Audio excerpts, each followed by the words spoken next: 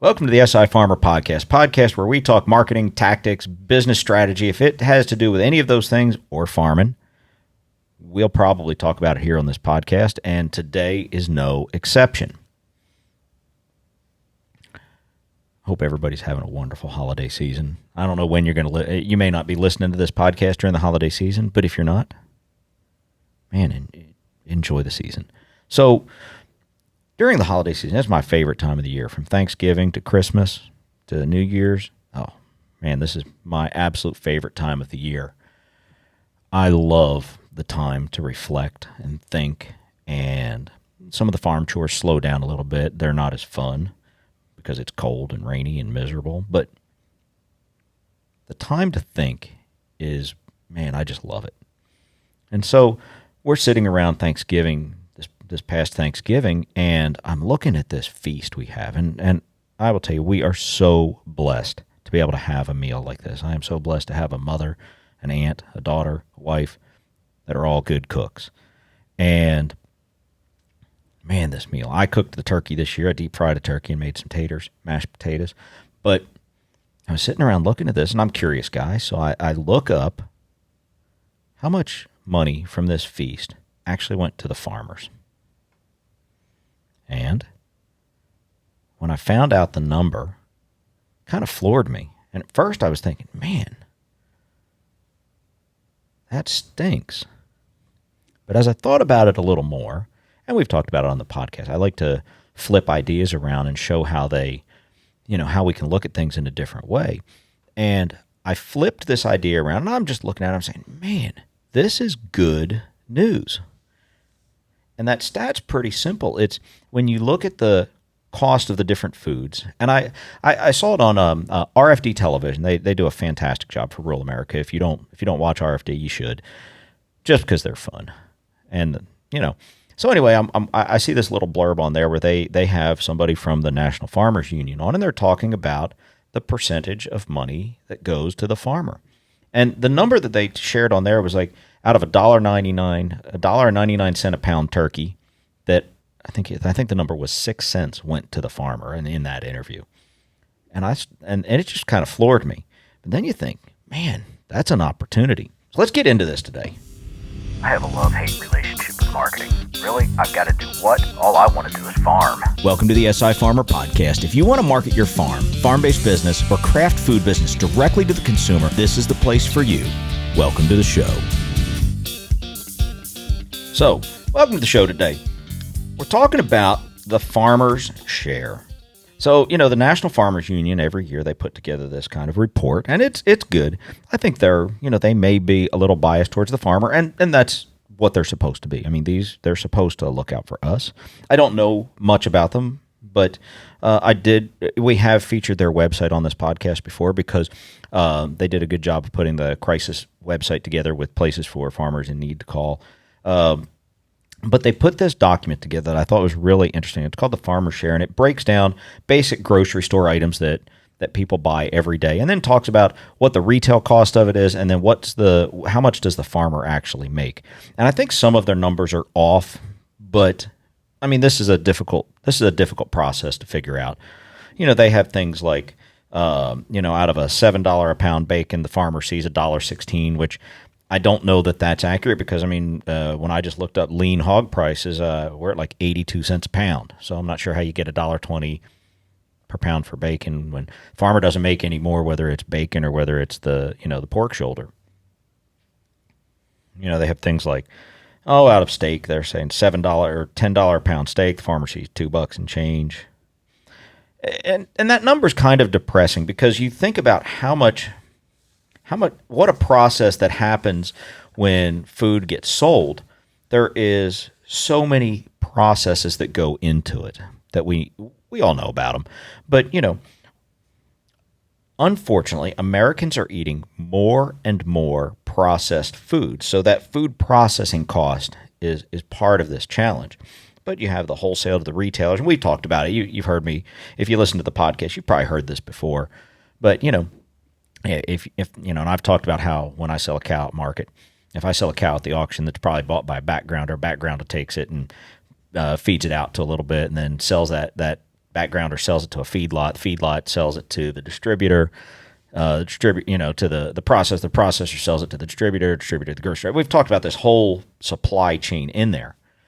But when I look at a number like this, I see an opportunity for the small, mid-sized farmer. If I go from me to the processor to the consumer, or better yet, I go from me, I have it processed, and then I sell direct to the consumer. Yes, I'm taking on a little more work, but I'm seeing a dramatic increase in profitability. And which is important, because if you're a small farmer, if you're one of the mega ranches out west and you have ground that's in your family and you can have 10,000 head or on your ranch, you can afford possibly to live off this margin. When you're a small farmer, you can't. $1.52 a pound for live cattle, that's actually not a bad price as far as the market's gone in recent years. I mean, I've sold them at as low as, I want to say it was like 90 cents for fat cattle. Can't feed them for that. I think I've sold a little better than $1.52 in the past, but it's still hard, especially if you're not finishing cattle to finish weight. But this number is kind of true across whether you're a cattle farmer or whether you're a vegetable grower or you're trying to start a CSA where you're doing multiple crops and providing fresh foods to people. Years ago, I remember a stat where we were talking about the cost of a tomato. And I don't know why this came up in a conversation, but it did, because I love having weird conversations. But the person was saying, when you talk about people who are lower income living, trying to make their food dollar stretch, and you're just worried about filling your belly. And unfortunately, the healthier foods have to come secondary. So a tomato, you can buy a tomato and it's probably going to cost you $1 and change at the store. Well, it's not enough nutrients. It's not, you can't fill your stomach with a tomato. So you go and you buy a processed food that's like one of those little, whatever they are, the noodle packages, ramen style noodles. Buy one of those for 75 cents. Now you've got a meal. Possibly even two, I don't know. The food dollars have to, so the reason this conversation was important was because tomatoes were so expensive. Well, they're so expensive because they're hard to grow, they're hard to transport, they're, all of this. But if you go from the grower to the consumer and you can develop a market, the grower can obviously sell a little bit cheaper than the grocery store and still provide a good value to the farmer and a good value to the consumer. Man, this is what you hear people say this thing all the time called a win-win situation. Well, this is it. Farmer wins, consumer wins. Man. But the opportunity that I saw, and I really, kind of was, when you add the things up like the finance cost, the energy, advertising, according to this, the industry group,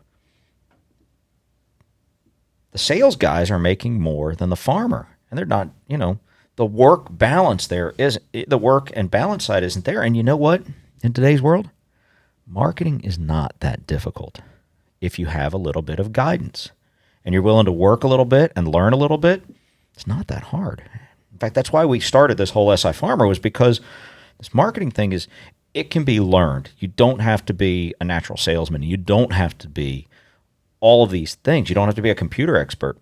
And you can take that percentage that goes to packaging and transportation and, and the retail side of it and the food service side of it and all of these things that add up to create that other 85%. And you can take that margin. So, instead of getting 14%, maybe you can get as much as 50, 60% coming back to the farm. That's a big number. That's a big difference.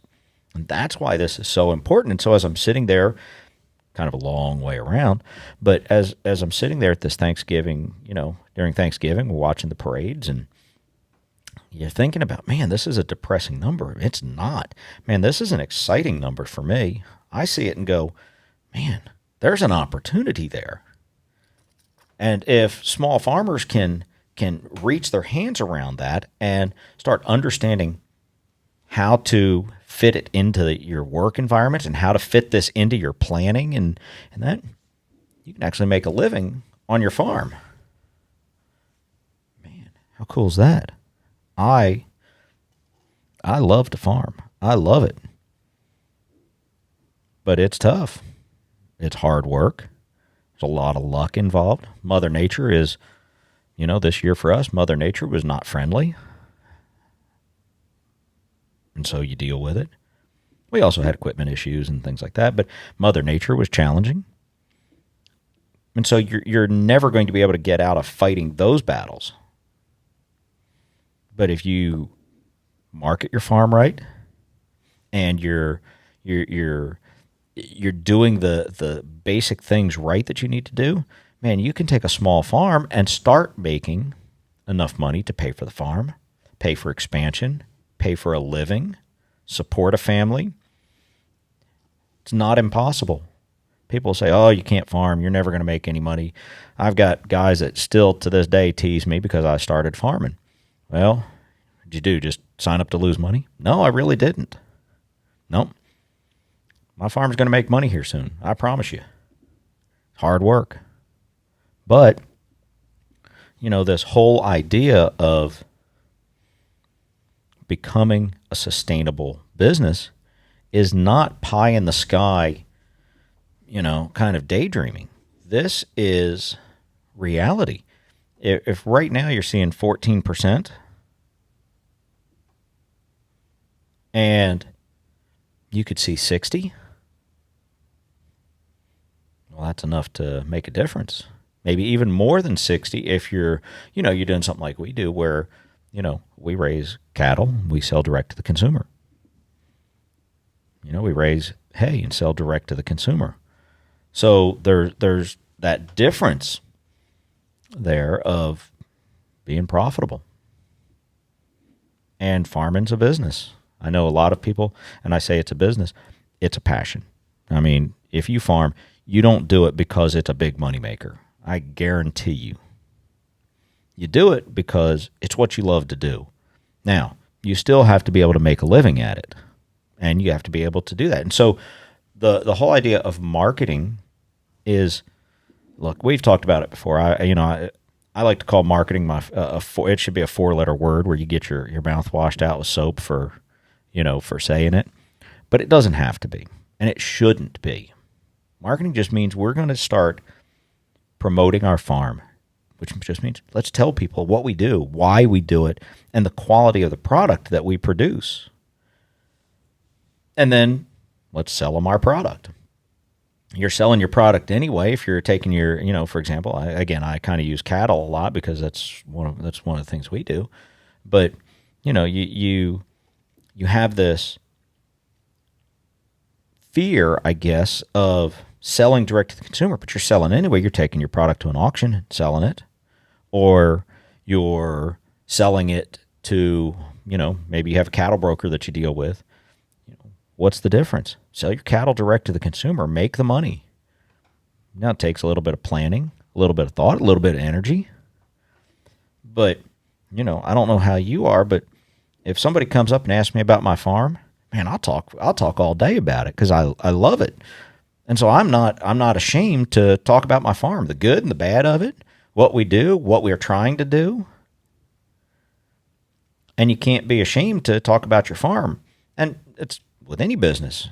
If you make a product that you're proud of, that you think is a good value to the consumer, that you think does something that improves their life in some measurable way, and that's cool. So, this is going to be a shorter podcast. I'm going to wrap up here because this is such an encouraging number that, when I saw it again, my first thought was, oh man, that's it. man, how are you going to make it on 14.5%? But this is a good number, man. Let's get into this and market our farms. And, I think the biggest takeaway from this is we have so many steps in our supply chain, from you selling a cow or you selling your vegetables or you selling to whatever your product is, that there's so much of a chain in the supply. There's so many links in the supply chain and everybody takes their piece of that pie. And some companies are invested enough that they take bigger pieces, and some do bigger pieces of work and need to take bigger pieces. But at the end of the day, when it comes back to the farmer, there's nobody in that supply chain who's working harder than the farmer is to produce that product, and we should be seeing a reasonable return on that. And in many cases, we're not. The way that we can start is back ourselves out of that supply chain a little bit and create our own supply chain by going direct to the consumer, by going, building relationship. And when I say consumer, it doesn't always have to be person to person. It could be farmer to grocery store. Grocery stores are buying from distributors. Distributors are buying from the packing houses. The packing houses are buying from. You can walk on back.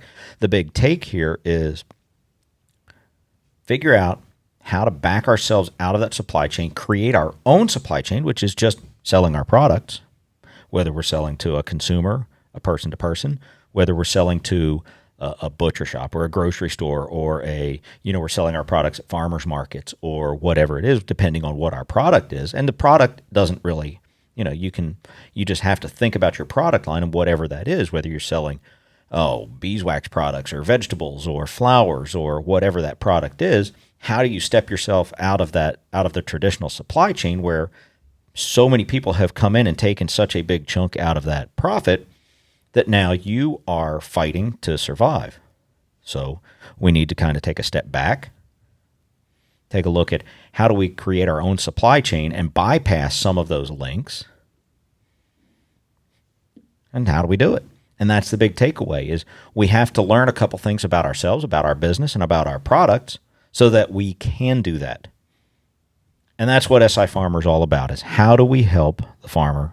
How do we help the small farm-based business, rural businesses, step out of that traditional supply chain, build their own marketing engine to help them sell their products better? And with that, I hope you have a wonderful holiday season, and good luck, and God bless.